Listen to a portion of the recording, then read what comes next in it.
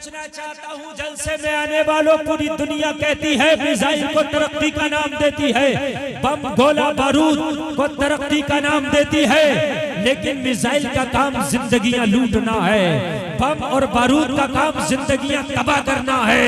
ये दुनिया वालों, अगर तुम इसी को तरक्की का नाम देते हो तो तुम्हें तुम्हारी तरक्की मुबारक हो।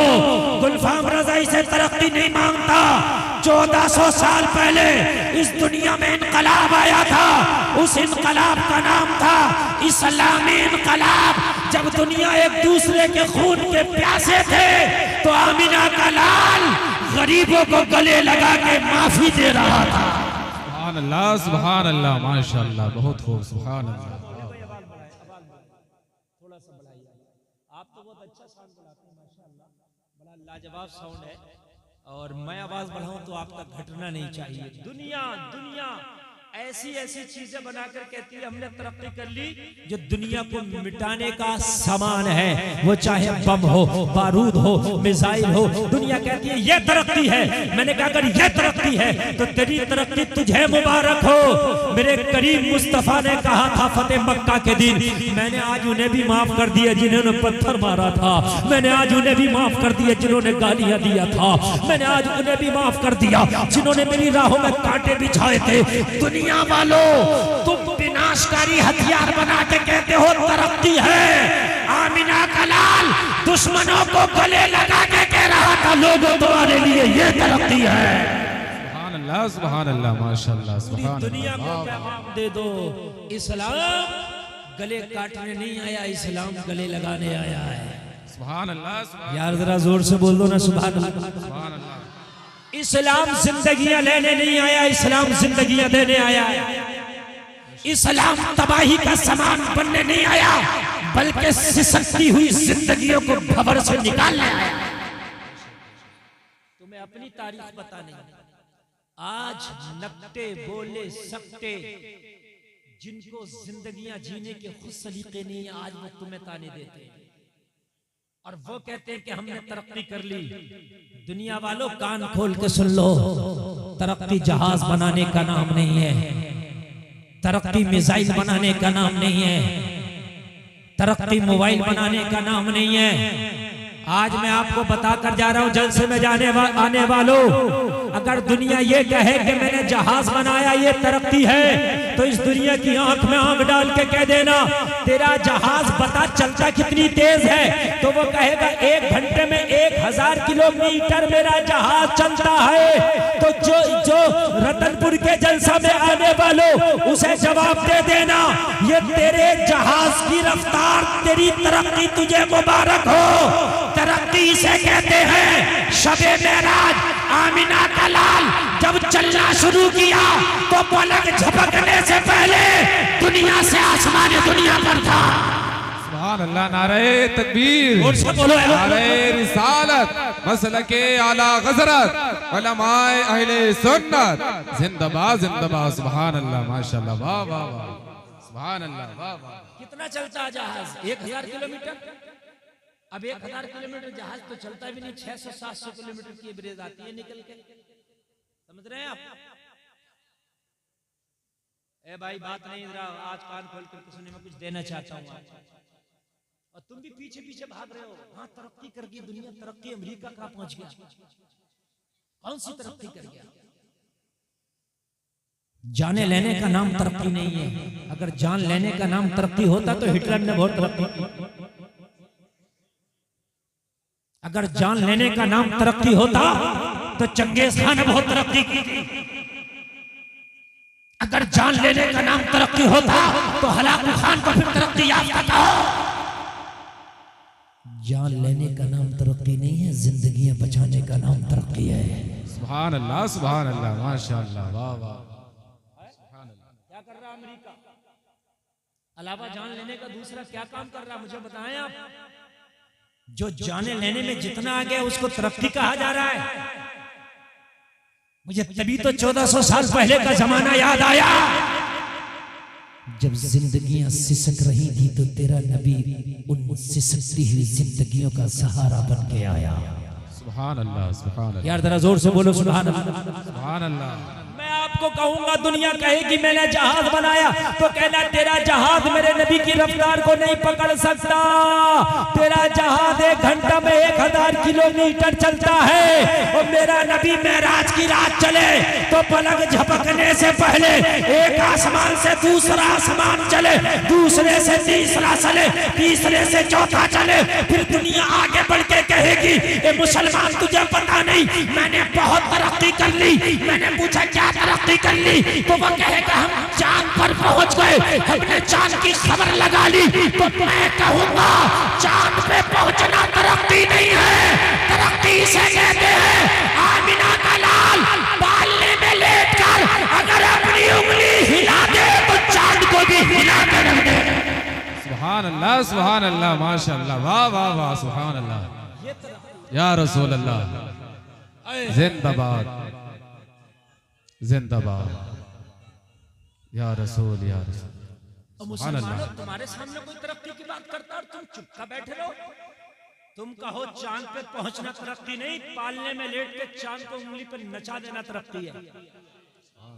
याद रख, कह दो ना सुभान अल्लाह। आला हजरत कहते चांद झुक जाता जिधर उंगली उठाते महद में, क्या ही चलता था इशारों पर खिलौना नूर का। आमिना का लाल अगर हलीमा के पालने में लेटा हो, उंगली हिलाए तो चांद को गर्दिश करा दे, और ऐलाने नबुव्वत के बाद अपनी उंगली उठा के इशारा कर दे तो चांद के तो टुकड़े करके रख दे। सुभान अल्लाह, माशाअल्लाह, वाह। ए दुनिया अगर तूने तरक्की की है तो चांद छोड़े सितारे के 2 टुकड़े करके दिखा। ए दुनिया अगर वाकई तूने तरक्की की है तो छोड़ दे चांद को, खाली एक सितारे के 2 टुकड़े करके दिखा। ए दुनिया अगर वाकई तूने तरक्की की है तो डूबा हुआ सूरज वापस ला के दिखा। पूरी दुनिया मर जाएगी मगर डूबा हुआ सूरज वापस नहीं ला सकती।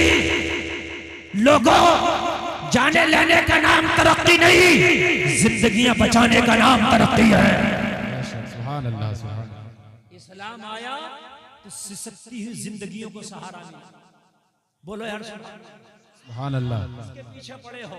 आज तुम बॉलीवुड को कहते हो ये तरक्की का नाम है, तुम हॉलीवुड को कहते हो ये तरक्की का नाम है, दुनियादारी को कहते हो ये तरक्की का नाम है, जुआ खेलने को समझते हो ये तरक्की है, शराब पीने को समझते हो ये तरक्की है, जिना के अड्डे पे जाने को समझते हो ये तरक्की है, झूठ बोलने को समझते हो ये तरक्की है। ओ जलसे में आने वालों, तुम्हारी तरक्की रुकी है, सिर्फ तुम्हारी। क्यों रुकी है?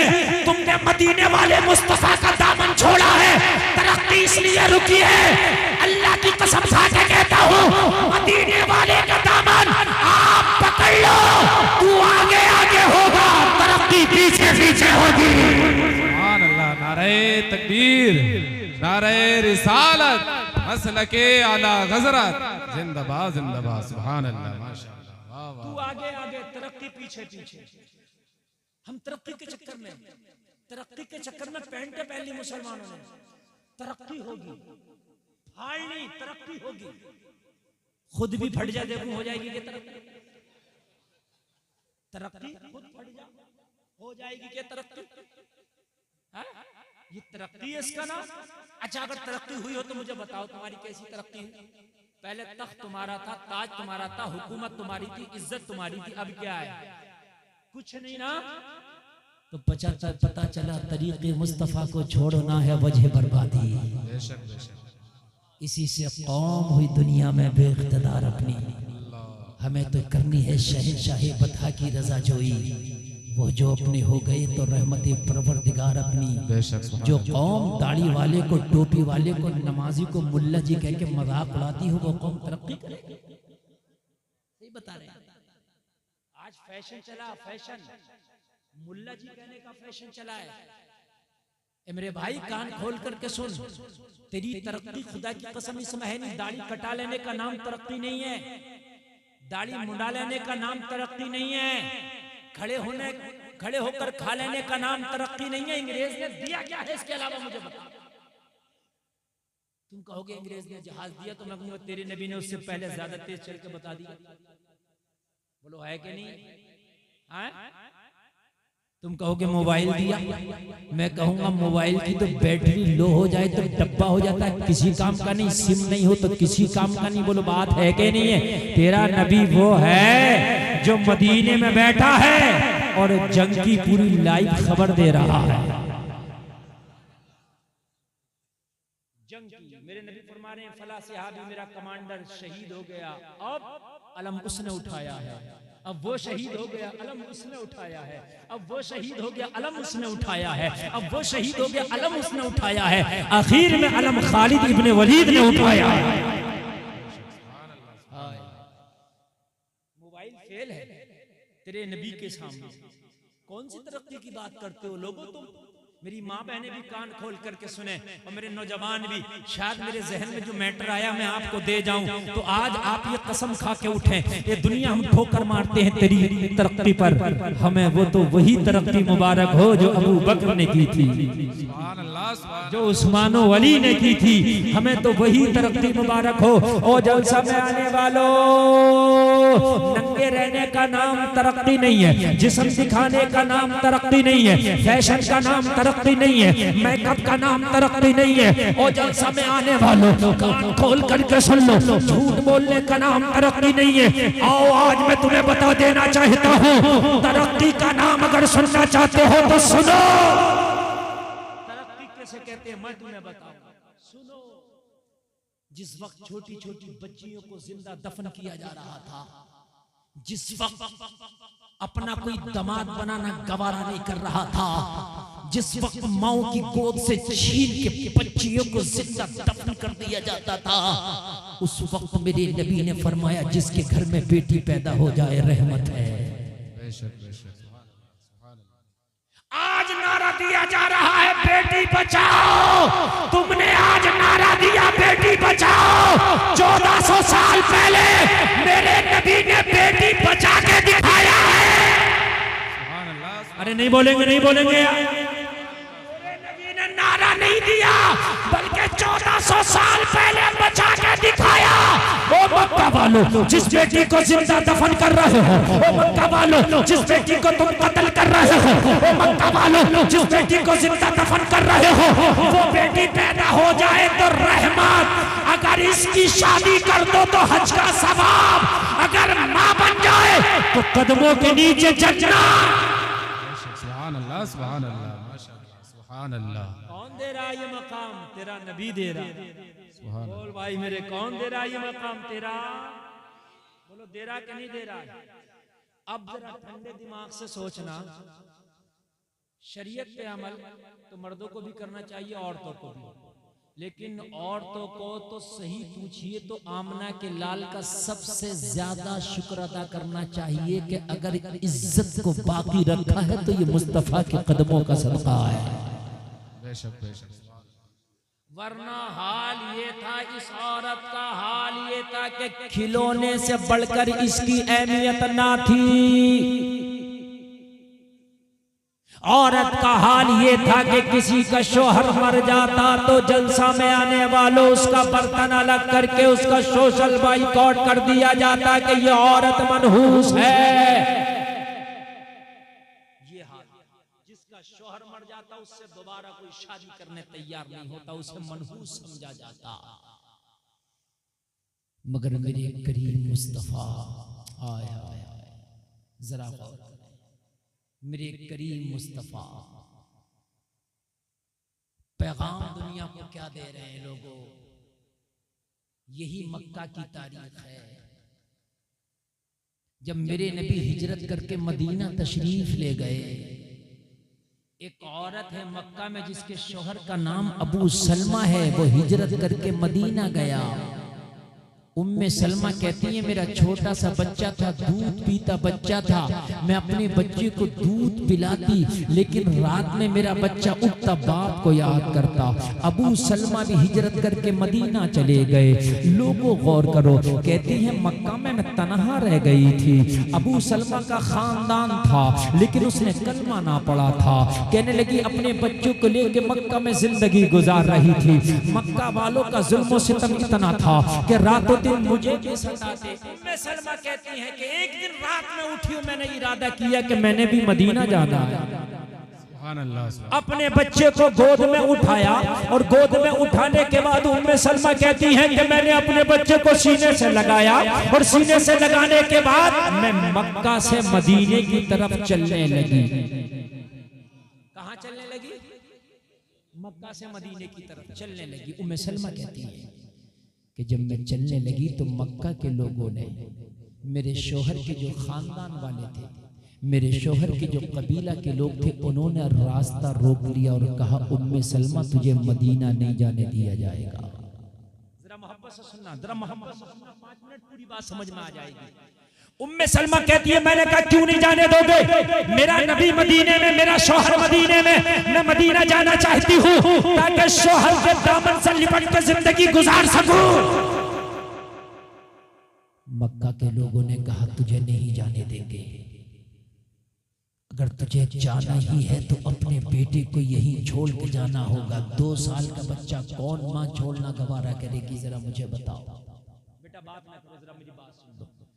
2 साल का बच्चा कौन माँ छोड़ना गवारा करेगी? या 2 साल से कम का बच्चा कौन सी माँ छोड़ना गवारा करेगी?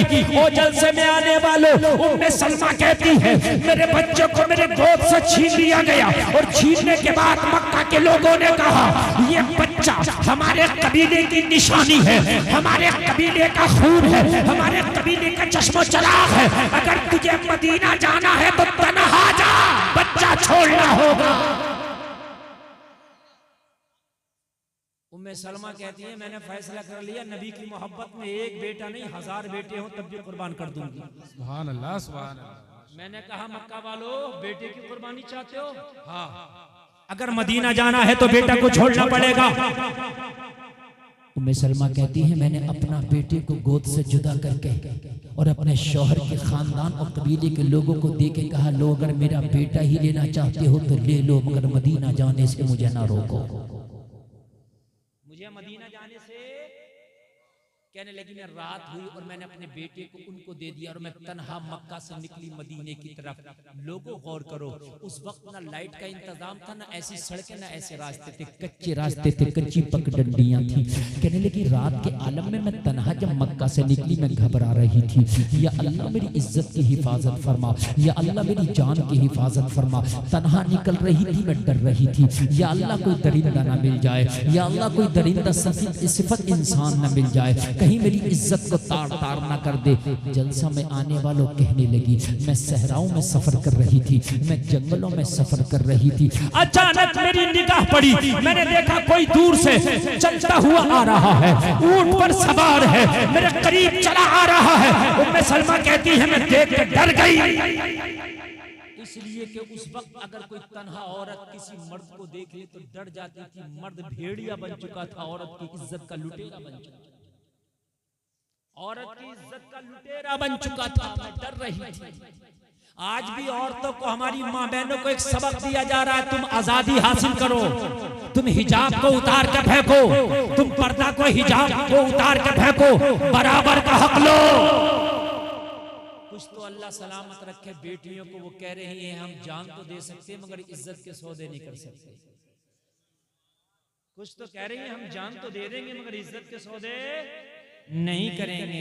मगर कुछ कह रही हैं बात तो हमारी मन की कर दी, कुछ कह रही हैं बात तो बहुत अच्छी कर दी, बराबर का हक दिया जा रहा है। क्या औरत को बेपर्दा करके ये उसकी बराबरी का हक है? किसी की सिक्योरिटी हटा के ये बराबरी का हक है?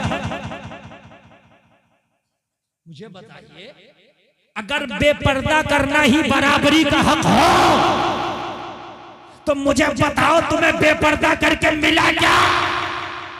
ये तो ये हाल है कि भेड़ियों ने एक बार मीटिंग की, बकरियों का जो मालिक चरवाहा था उसने बकरियों की हिफाजत के लिए 4 दीवारी करके दरवाजा लगा के उसके अंदर बकरियों को दाखिल करके दरवाजा लगा के डंडा लेके बैठ गया। और भेड़ियों ने सोचा अब बकरी नहीं मिल रही है, अब बकरी नहीं मिल रही है, तो भेड़ियों ने बकरियों को बरगलाया, तुम्हें कैद करके रखा, इसने आजादी के लिए एहतजाज करो,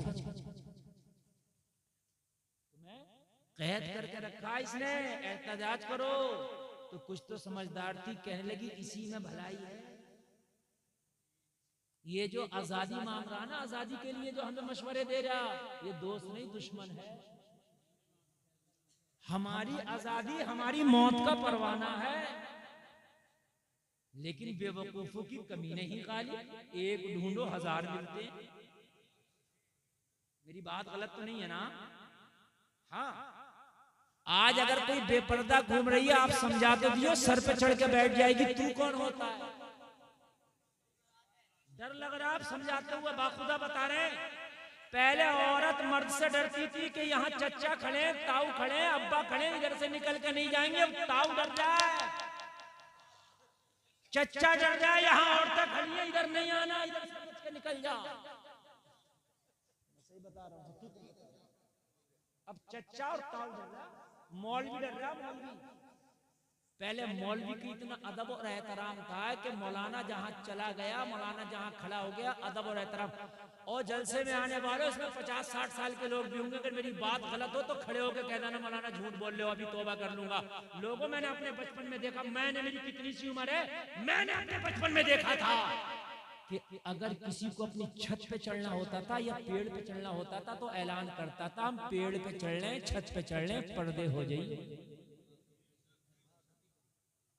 क्यों भाई, तू अपनी छत पे चढ़ रहा, जमाने में क्यों चीख मार रहा?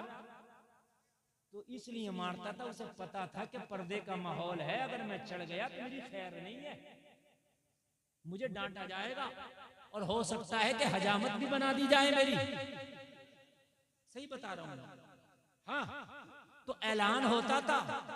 आज 5-5 मंजिला घर है, अपने टेरिस पे, अपने छत पे चढ़ता कोई ऐलान करता देखा है? अगर कोई ऐलान करेगा तो लोग कहेंगे पागल है ये। निजाम बदल दिया ना तुमने। मेरी बात गलत तो नहीं है ना? अरे मेरे भाई, ये तुम ही तो थे जब तुमने पर्दे का दामन पकड़ा था। तुम्हारी बेटियां हिजाब में रहती थी तो खैर भी तुम्हारे हिजाब का, तुम्हारे पर्दे का अदब एहतराम करते थे। आज तुमने हिजाब को छोड़ा है, आज तुम्हारे हिजाब को बैन करने की बात की जा रही है। कब की जा रही है? जब तुमने छोड़ा। जब तुमने पकड़ा था तो जमाना तुम्हारे हिजाब का एहतराम करता।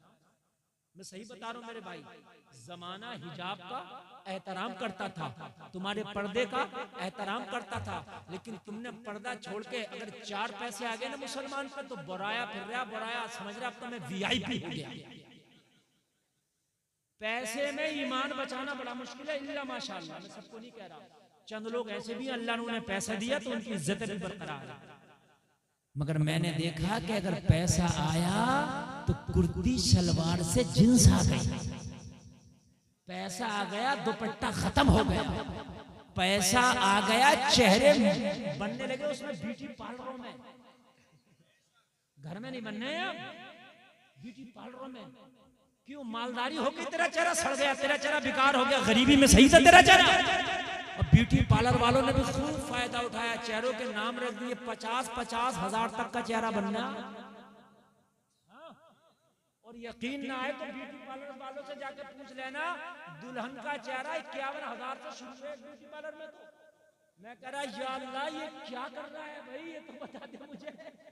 गर्दन काट के दूसरी लगा के देता है क्या? 51,000 का चेहरा, समझ रहे हैं आप? 51,000 का। हाँ, दूल्हा भी रगड़वा रहा, दुल्हन भी रगड़वा रही है। दूल्हा कौन सा काम है? बारातें जो लेट हो रही है, रिगड़वाने में तो लेट हो रही है, दूल्हा ही नहीं आया।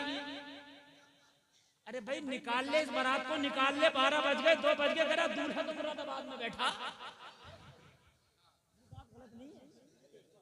तहकीक करिए, कर क्या रहा है?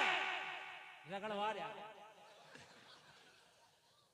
सही बात है यार, बात चाहे तुम मजे ले लो चाहे हकीकत है। मगर ये मेरे भाइयों, बारातें लेट हो गई, उधर लड़की वाला दिल धकड़ पकड़ हो रहा है, या अल्लाह ये बारात जल्दी निपट जाए तो मेरी टेंशन खत्म हो जाए। 4 बजे बारात लेके पहुंचा और बैठ के टेबल पे कह रहा, वो ये ठंडा डोल बदल के लाओ, ये ठंडा बदल के लाओ। खुदा की कसम, डंडा लेकर खड़ा हो जाओ, 2 डंडे मार के कहो इस बाराती को बदल के लाओ।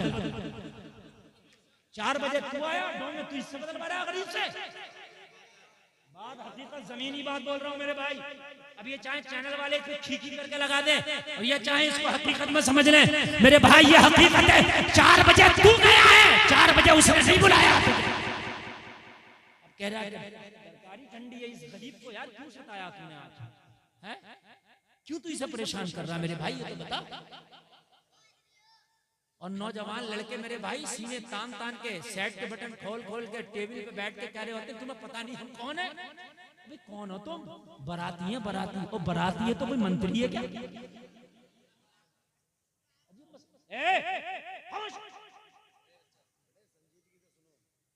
होटल में बाराती मेरी रिश्तेदारी में इत्तेफाक से मैं नहीं जाता हूँ शादियों में, बहुत कम शाद किसी ने देखा हो, यकीन मानिए बहुत मजबूरी होती है तभी जाता हूँ, मैं नहीं जाता। क्या मौलाना तुम आए नहीं होंगे तो हमारी में मत आना, बात सही तो है। हम तुम्हारी में नहीं जाएंगे, तुम हमारी में नहीं जाओगे, कम लोगों में शादी हो जाएगी। हम यही तो चाहते हैं, हम यही तो चाहते हैं जितने कम हो इतनी शादी अच्छी होगी। हम कब चाह रहे हैं कि 300 बारातियां आए, 900 तेरे मेहमान हो, 100-200 लोगों में काम कर कर क्या लग कर निकल जा, कहाँ चक्कर में पड़ा, पूरी जिंदगी बाल सफेद हो जाएंगे। इस शादियों में एक से एक बड़ी कर रहा है, एक से एक बड़ी, बड़ी किसी से नहीं हुई है। हाँ, एक से एक बड़ी कर रहा। अभी मैं आगरा तकरीर करने गया, बोले हजरत 1-1 किलो सोना दिया जाता है। हाँ, आगरा में कोई जाकर पूछ लेना, 1-1 किलो सोना, 50-50 लाख की शादियां हो रही है। बोले हजरत, तो मैंने कहा इतने का तो लड़का खरीद भी लिया जाएगा, पूरी जिंदगी है, इतने का तो मुकम्मल तौर से खरीद लोगे तो हद हो गई है यार। तुमने मेरे भाई तुम मुसलमान हो, तुमने मुस्तफा का कलमा पढ़ा, तुम्हें आइडियल दुनिया वालों को नहीं बनाना, मदीने वाले मुस्तफा को बनाना। अच्छा एक बात और बता दूं यार, थोड़ी कड़वी तो लगेगी मगर बात सही है। मार्केट में वो माल आता है जिसकी डिमांड है, मेरी बात गलत तो नहीं है? अब दुकान वालों पे देखना, जर्सी स्वेटर जैकेट जा रहे होंगे और गर्म कपड़ा आ रहा होगा, वो ठंडा कपड़ा आ रहा होगा, ये कॉटन लीलन, यही बात है कि नहीं है? हम कहेंगे भाई अभी तो तमाम मार जैकेट, रुमाल और ये शार्टर और गरम शॉल ये सब था, ये सब कहाँ गया? कहने लगा अब डिमांड खत्म हो गई, मौसम तेज है। अरे बात है कि नहीं? अगर नौजवानों खुदा की कसम खा के कहते हो, इस जलसे से कसम खा के उठो कि आज के बाद हम शादी उस लड़की से करेंगे जो वो बापर्दा हो, नमाजी हो, दीनदार हो, इज्जतदार हो। ये जींस पहनने वाले भी अगर ना जाएं पर्दे पे तो कहना। मार्केट में माल वो आता है जिसकी डिमांड होती है। जब तुम्हारी डिमांड जींस की हो गई तो इन्होंने पर्दे को छोड़ा, जींस को अपनाना शुरू कर दिया।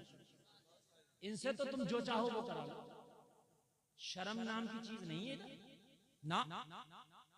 मैं सही बता रहा हूं, इल्ला माशाअल्लाह, मैं सबकी बात नहीं कर रहा हूं। आज जो कॉलेज में पढ़ने के बाद गैर कलमा पढ़ने वालों से दोस्तियां करके शादियां कर रही हैं, वजह क्या है? दीन की दूरी।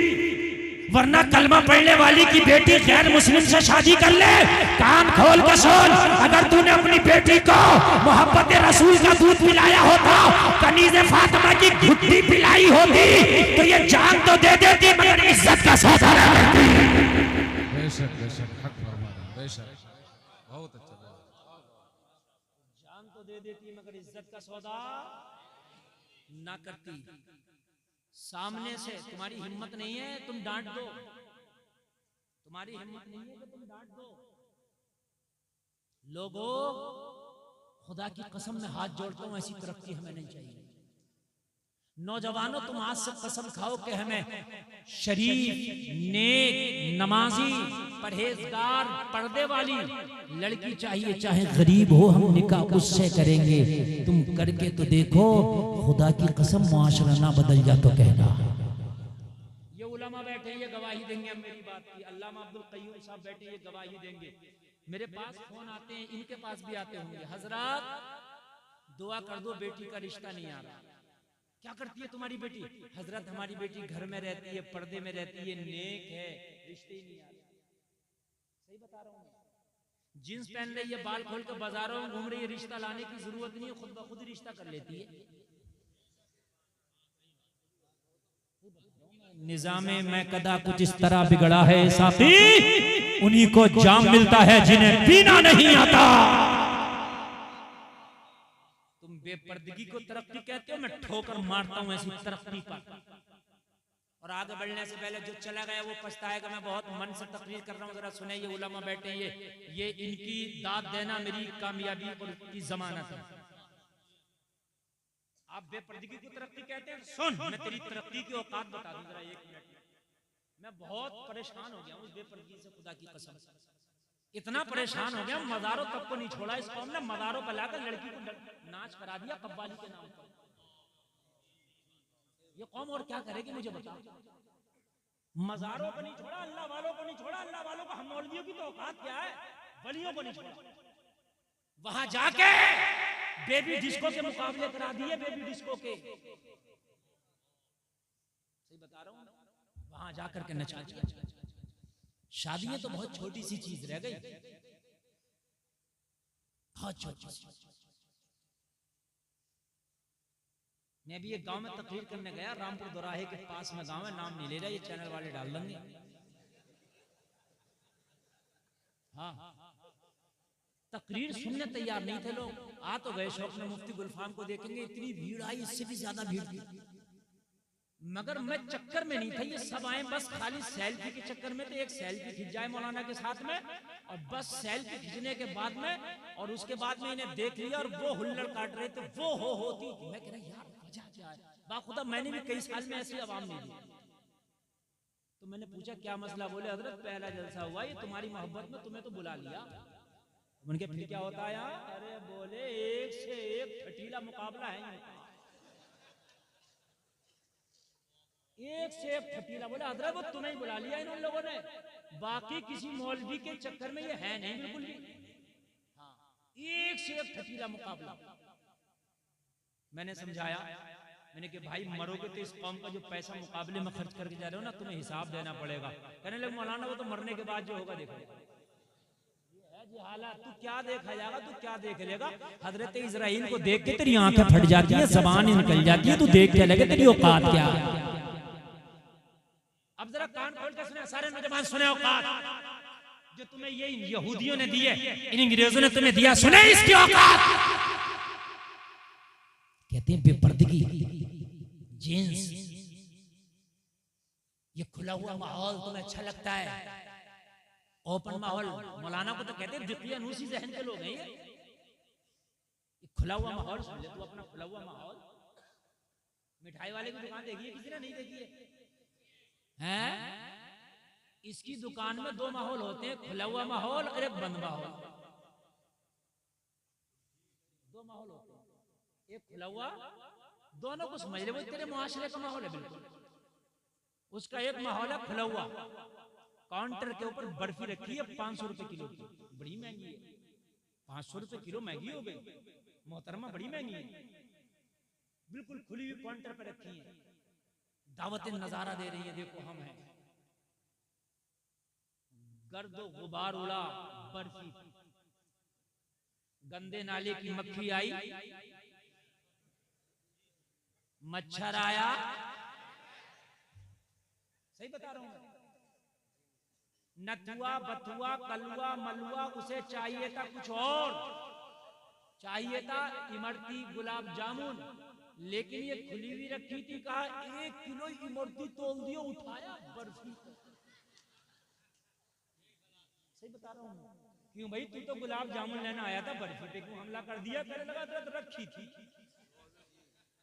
मिल गई। मेरी बात हकीकत है कि नहीं है? लोगों, जलसे में आने वालों, इस बर्फी की खता क्या थी? सिर्फ खता ये थी, ये पर्दे में ना रह सकी। खता ये थी, इसको जो ढक के नहीं रखा, इसलिए ये अपना वजूद ना बचा सकी। इसी हलवाई की दुकान में 5 रुपए का पार्ले जी का बिस्किट का पैकेट रखा था। मक्खी आई, कोशिश की, मगर अपने वजूद को तबाह करके रह गई, बिस्किट तक न पहुंच सकी। बिस्किट तक गुबार आया, बिस्किट तक बोलिए ये सब ना पहुंच सके। आखिर में आया कलुआ मलुआ, कहने लगा ओ हलवाई साहब, ये जो बिस्किट का 5 रुपए का पैकेट है, खोल के जरा एक पैकेट का बिस्किट चखा के दिखाओ। ये गुस्से में आके बोला, पागल है क्या, ये खोल के नहीं चखाया जाता। जो इसकी कीमत अदा करता है वही इसके जायके से आशना होता है। ये है पर्दे की कीमत।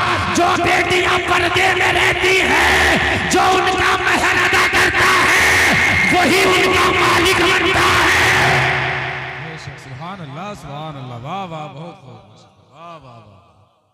ये है पर्दे की कीमत। ये फ्रेंडशिप कुछ नहीं है इस्लाम में, ये फ्रेंडशिप है जो चल रही है।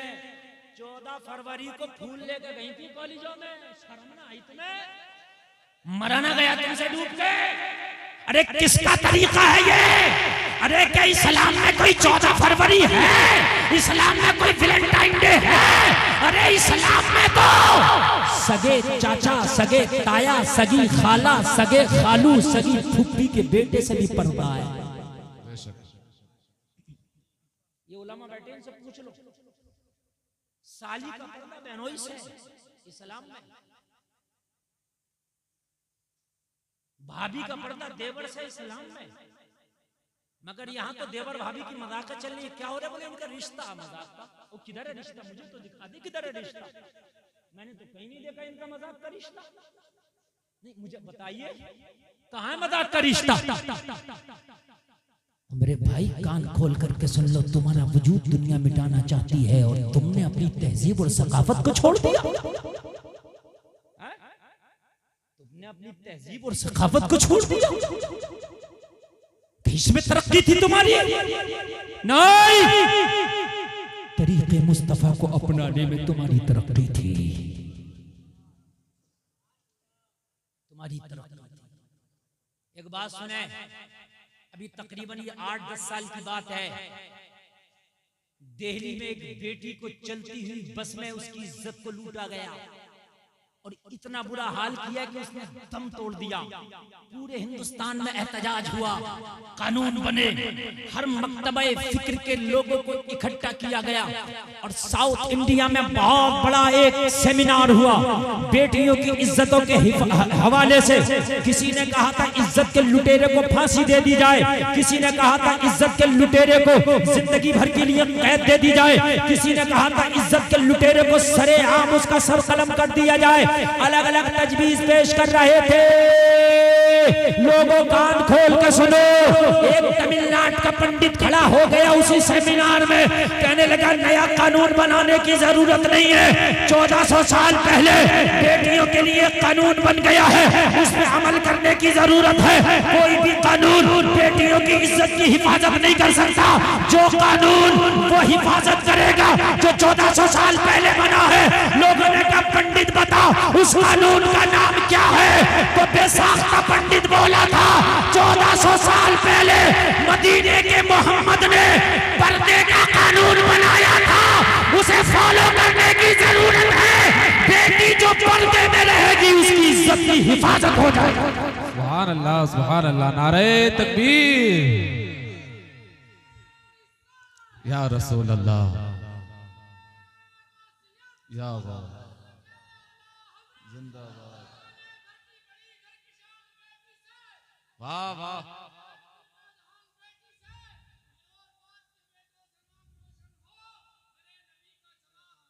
बेटी से सुभान अल्लाह, सुभान अल्लाह, बहुत खूब है अजीम भाई, माशाल्लाह। आप खाली सादा ही नारा लगा दिया करो, इन्हें देख के इतना ही कर लिया करो।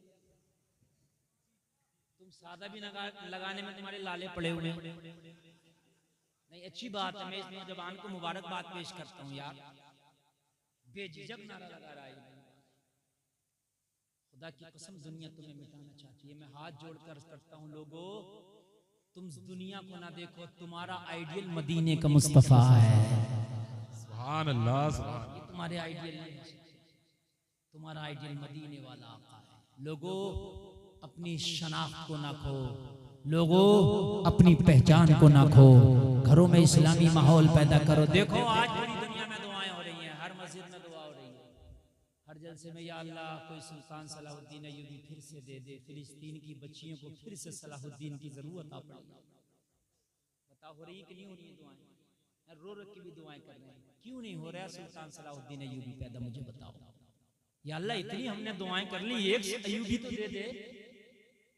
जरा ठंडे दिमाग से सोचना, या अल्लाह एक अय्यूबी तो दे दे। तो पहले दवा करना पड़ती है, फिर दुआ करना पड़ती है। मेरे नबी ने दुआ की जगह दुआ किया, दवा की जगह दवा की। तुम्हारे गांव में इसमें रतनपुर में जो लोग काश्तकारी करते हैं, मैं इनसे कहूंगा जरा अखरोट की खेती करके दिखाओ, कहेंगे नहीं होगी। मैं कहूंगा बादाम की कर लो, कहेंगे नहीं होगी। मैं कहूंगा पिस्ता ही कर लो, बोले नहीं होगी। तो या अल्लाह, ये होती तो जमीन में ही है, कहीं आसमान से थोड़ी उतरते हैं, तो रतनपुर में क्यों नहीं होगी? तो कहने लगे मौलाना, हर जमीन में बादाम नहीं होता, हर जमीन में पिस्ता नहीं होता। तो जलसे में आने वालों, हर कोक में सुल्तान सलाहुद्दीन अय्यूबी नहीं होता। हर जमीन में जब पिस्ता नहीं हो सकता, तो जो बेटियां जींस पहन के स्कर्ट पहन के बाजारों में मजारों पर और शादियों में बेपर्दा बाल खोल के घूम रही हैं, कि इनकी कोख से कोई अय्यूबी पैदा होगा? अल्लाह। नचकैया तो हो सकता है, शराबी सट्टेबाज तो हो सकता है, गुटकेबाज और लूडूबाज तो हो सकता है, मगर अय्यूबी नहीं होगा। मैंने तो दुआ की, मौला एक हुसैन और दे दे। यजीदियत जो पंजे निकाल रही है, इसका काम ही तमाम हो जाए। एक हुसैन दे देना, मैंने तो खाली एक हुसैन, अय्यूबी को भी खत्म करो, मोहम्मद बिन कासिम को भी खत्म करो, सब को खत्म करो। मैंने सीधा हुसैन ही मांगा, या अल्लाह हुसैन दे दे, बात खत्म हो जाए। तवज्जो करो, आलम तसव्वुर में जवाब मिला, गुलफाम में कादिर मुतलक हूँ। मैं चाहूँ तो एक हुसैन नहीं, 1000 हुसैन दे दूं दुनिया को। मैंने अर्ज की, मौला एक ही हुसैन दे दे। जवाब मिला गुलफाम, हुसैन आने के लिए फातिमा की कोख का होना जरूरी है। दूसरी फातिमा ना हो सकी, इसलिए कोई दूसरा हुसैन ना आ सका।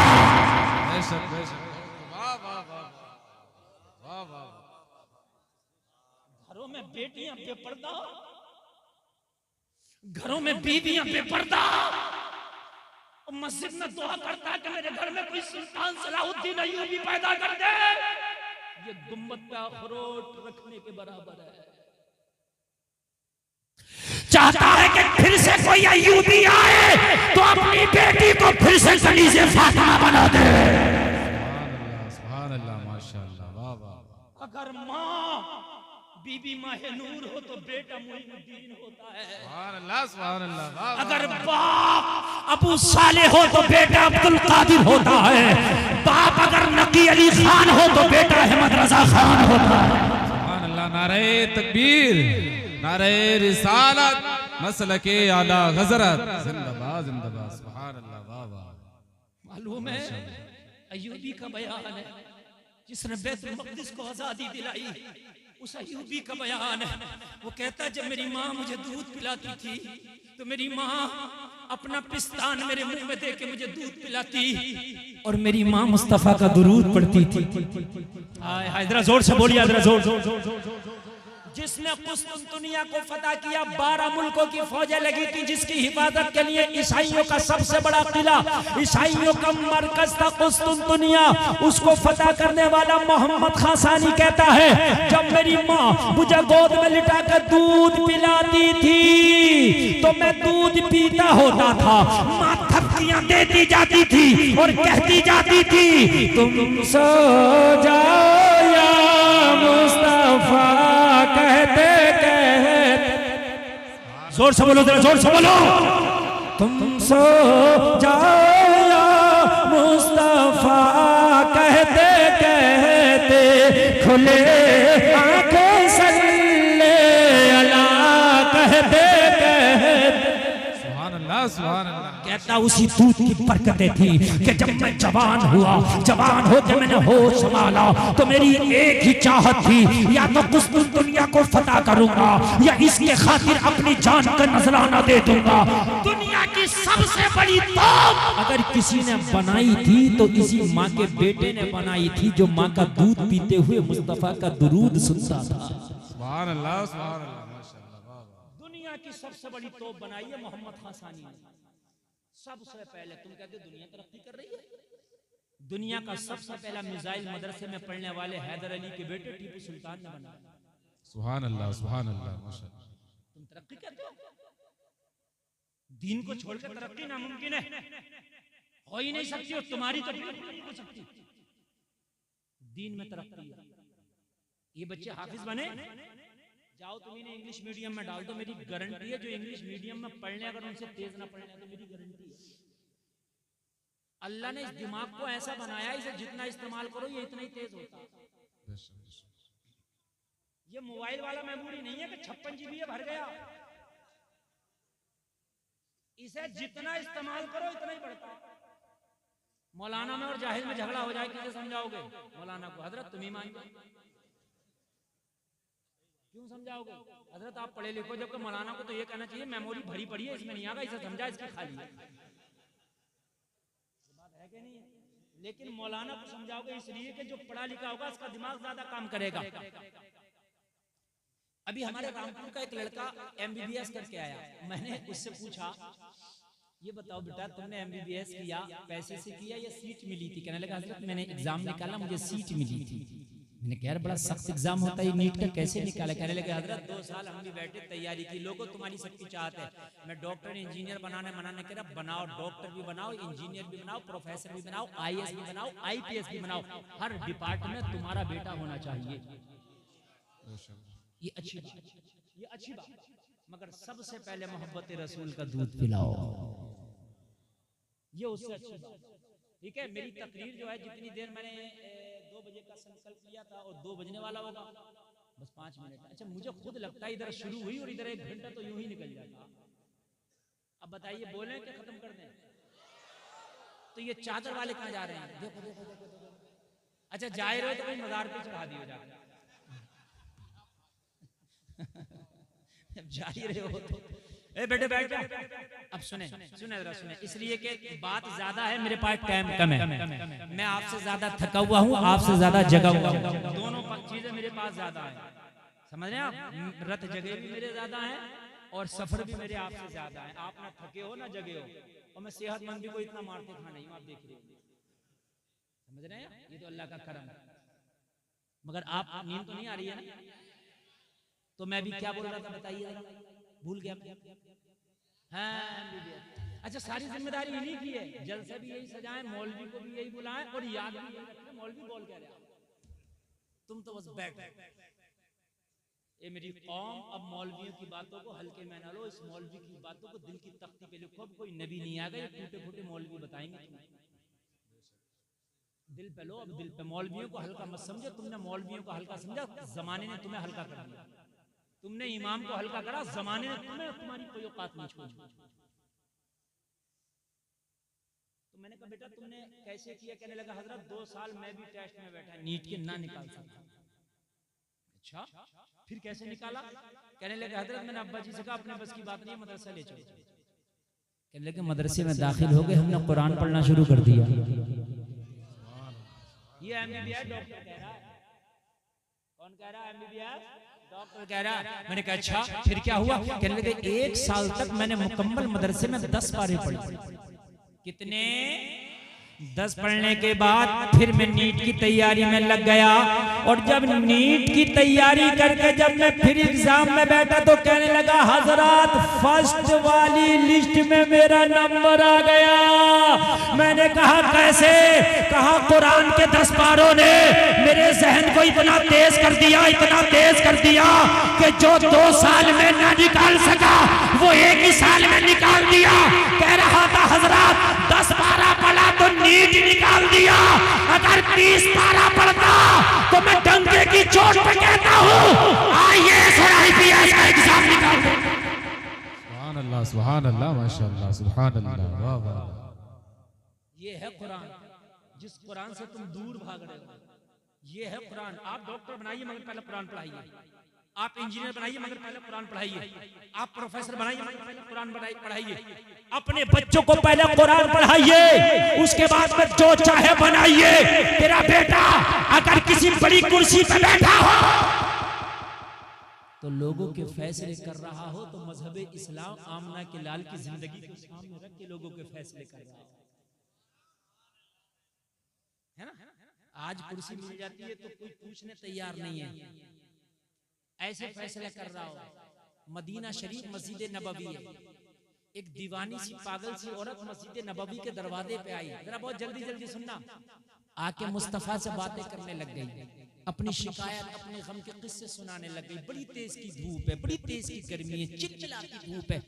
नबी उसकी बातों को सुनते जा रहे हैं और हाँ हाँ हाँ करते जा रहे हैं। इतनी गर्मी कि नबी के कपड़े पसीना से भीग गए। अगर पोस्ट मिले ना तो गरीबों को नहीं कोई पूछता, मगर सुन तेरे नबी जो आमिना के लाल कायनात के मालिक को मुख्तार हैं। इतने में हजरत उमर तशरीफ ले आए, आके अर्ज करने लगे आका आपके कपड़े पसीना में भीग गए। ये पागल औरत है, पूरे मदीना में इसकी कोई नहीं सुनता, ये तो बड़बड़ाती रहती है। या रसूल अल्लाह आप कब से गर्मी में अपने आप को तकलीफ दे रहे हैं। मेरे नबी ने फरमाया उमर खामोश हो जा, जिसकी कोई नहीं सुनता उसकी मदीने वाला मुस्तफा सुनता है। अगर मैं भी ठुकरा दूंगा तो ये कहां जाएगी। जिसकी कोई नहीं सुनता उसकी मदीने वाला आका सुनता। अल्लाह आपको सलामत रखे। जलसे में आने वालों, इज्जत है तुम्हें ये हॉलीवुड बॉलीवुड ये दुनिया नहीं देगी, तुम्हें इज्जत है मुस्तफा का तरीके से देगी। बस मैं आखिरी बात बताऊंगा।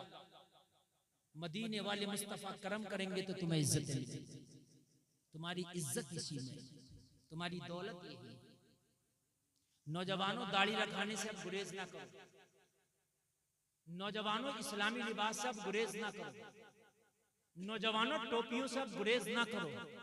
मेरी बातें बहुत गहराई से सुनना। मैं इसी हद तक कह सकता हूँ, इससे ज्यादा बढ़कर मैं भी नहीं कह सकता। हालात आप देख ही रहे हैं, मगर इतना मैं आपको बता रहा हूँ, टोपियां ओढ़ने से गुरेज ना करो। अब टोपियां लगाओ, ससुराल भी जाओ पहली बार ना तो टोपी ओढ़। टोपियों से शर्म नहीं लगती है। मुझे शर्म आती है उस नौजवान पर जिसे टोपी ओढ़ने में शर्म आती है। मुझे शर्म आती है उस नौजवान पर जो इस्लामी लिबास पहनने में जिसे शर्म आती है। लोगों ये हाल था इस दुनिया का। एक शख्स मेरे नबी की बारगाह में मदीना शरीफ में मेरे नबी तशरीफ फरमा आके रो रहा है। नबी फरमाया क्यों रोता है? अर्ज किया आका बहुत बड़ा गुनाहगार हूं, अपने गुनाहों को सोचता हूं तो रोना आता है।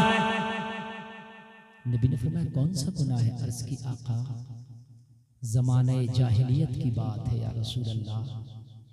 मेरा ये काम था कि अगर कोई बाप अपनी बेटी को जिंदा दफन नहीं कर पाता था तो मेरे पास आता था, उसकी बेटी को मैं सुपारी पैसा ले करके मैं जिंदा दफन करता था। तवज्जो करना जरा, ये सुन लेना। मेरी माँ बहने जरा गौर से सुन ले। मेरी माँ बहने बहुत खास तरीके से सुन लेना। मेरी बहनों, तुम तो इस्लाम के दामन को न छोड़ो। तुम्हें अगर इज्जतें दी हैं तो सिर्फ तुम्हें मदीने वाले मुस्तफा ने दी है। आका मैं जल्लाद था अपने वक्त का। या रसूल अल्लाह मैंने 99 लड़कियों को 99 लड़कियों को मैंने जिंदा दफन कर दिया था, लोगों से रकम ले लेकर। मेरा यही काम। ये ज़माने जाहिलियत की बात मैं बता रहा हूँ या रसूल अल्लाह। आका एक दिन एक शख्स आया, कहने लगा मेरी बेटी है, उसे दफन करने का क्या लेगा? बता क्या लेगा? मैंने कहा कितनी बड़ी है? जवाब दिया ज्यादा बड़ी नहीं है, अभी छोटी है। तो मैंने कहा तू क्यों नहीं दफन कर देता?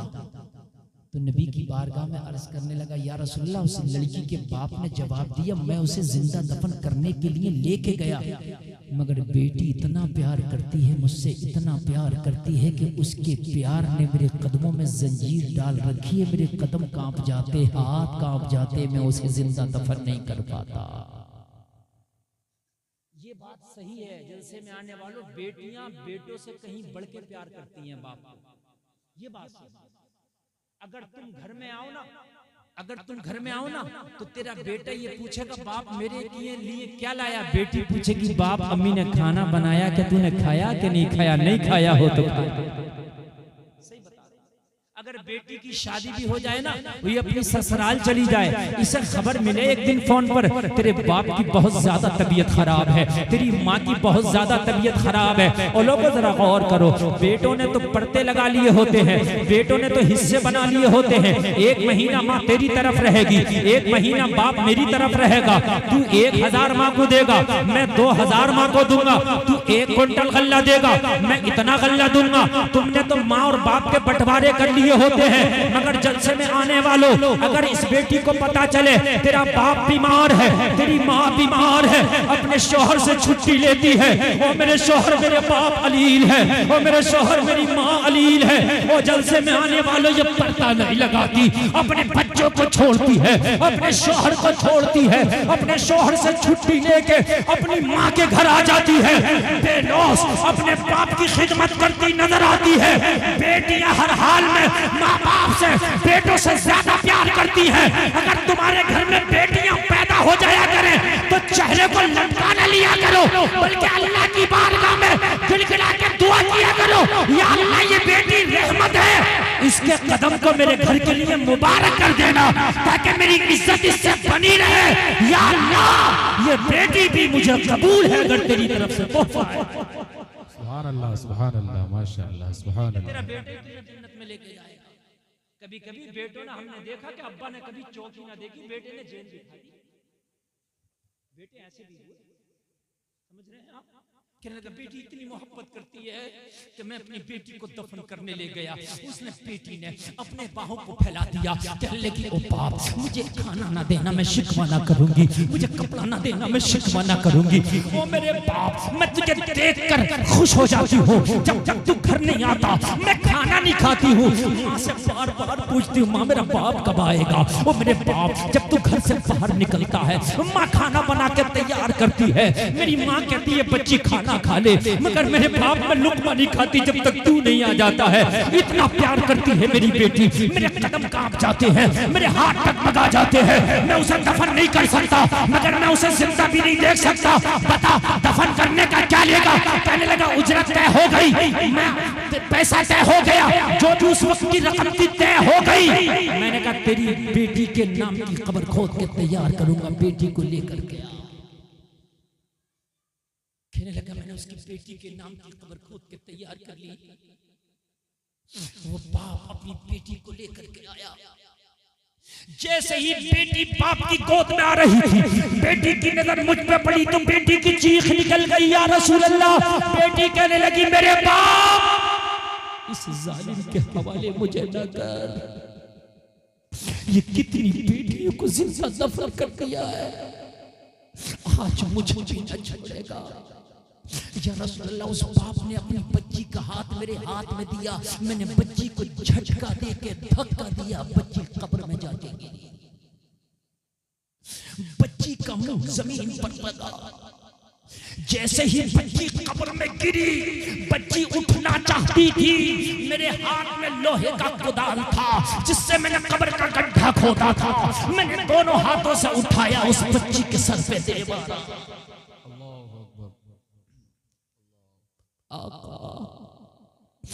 जैसे ही बच्ची के सर पे मैंने कुदाल मारा, बच्ची का सर फट गया, खून निकला।